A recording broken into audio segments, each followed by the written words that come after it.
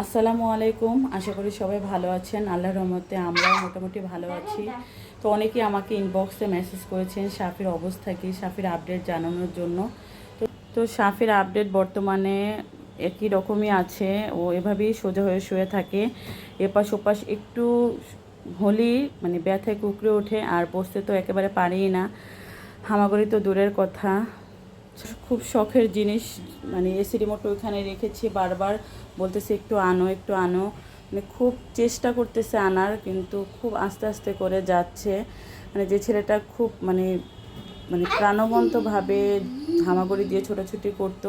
তো আজকে আবার ডাক্তারের কাছে নিয়ে যাব, মানে যেদিন ও ব্যথা পেয়েছে সোমবার দিন, মোটামুটি এক সপ্তাহ হয়ে গিয়েছে। তো সেদিন আমি গ্রিন স্পেশালিস্ট হাসপাতালের ডাক্তার দেখিয়েছিলাম। তো তাকে আমি কখনো দেখাইনি।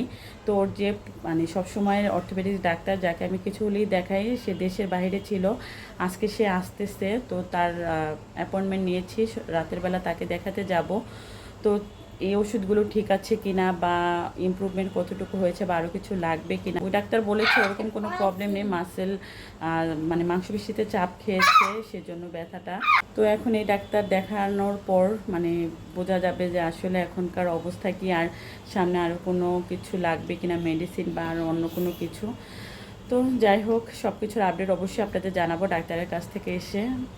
তো সবাই যারা যারা জানতে চেয়েছেন তাদেরকে অসংখ্য ধন্যবাদ আমার ছেলের শারীরিক অবস্থার কথা।